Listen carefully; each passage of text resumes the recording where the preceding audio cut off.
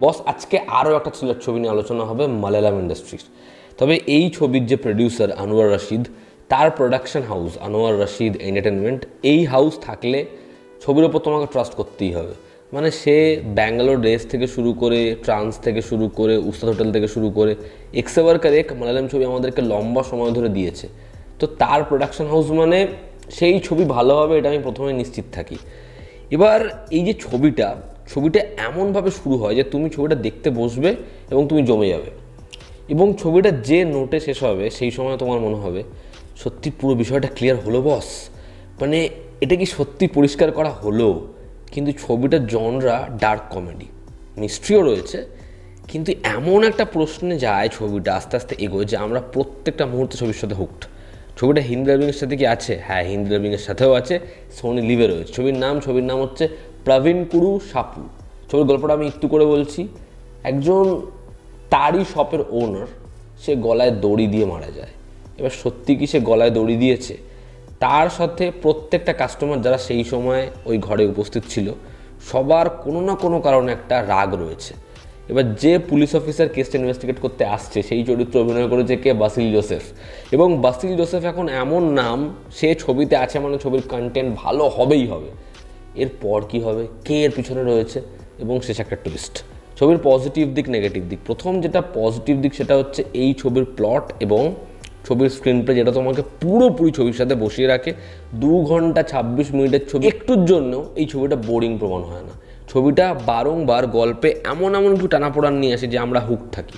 এবং ছবির মধ্যে মজা, ছবির মধ্যে ক্যারেক্টার সিরিয়াস সিনে এমন জিনিসপত্র করে যে সেগুলো দেখলে আমরা হাসি এবং আমরা ডাইভার্ট হয়ে যাই যে আচ্ছা আবার ওই গল্পটা ঢুকতে হয়।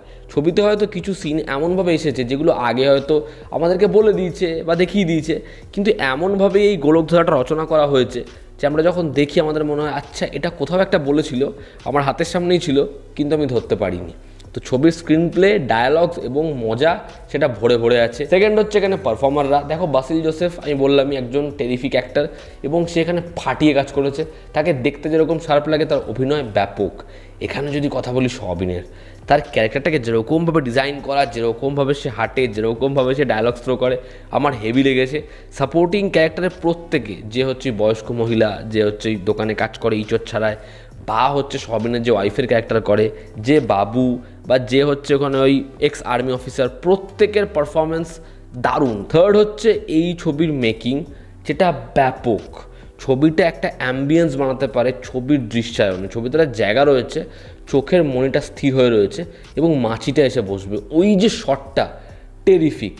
একটা গাছের সামনে পুলিশ অফিসার দাঁড়িয়ে রয়েছে, পুরো অন্ধকারের দৃশ্য দারুণ। এবং হ্যালুসিনেশনের সিকোয়েন্সটা বারংবার ছবিতে যেরকমভাবে আসে তোমাকে মজা প্রোভাইড করে দেবে বস। এবং ছবির ব্যাকগ্রাউন্ড স্কোর যেটা ভীষণ ইন্টেন্স, সেটা একটা মুড তৈরি করতে পারে। তো ওভারঅল এই ছবিটার প্লট যেরকম, ছবিতে পারফরমেন্স যেরকম, ছবিটা এন্ড নোটে যে জায়গায় পৌঁছে যায়, এই ছবিটা তোমরা দেখো, তোমরা মজা পাবে। এবার যদি ছবির নেগেটিভ দিক বলি, ছবির নেগেটিভ দিক হচ্ছে ছবিটা সেকেন্ড হাফে একটু বেশি সময় নেয়। ফার্স্ট হাফে যে প্রমিসগুলো আমাদের করে, আমাদের এক্সপেকটেশন না নেক্সট লেভেলে চলে যায়।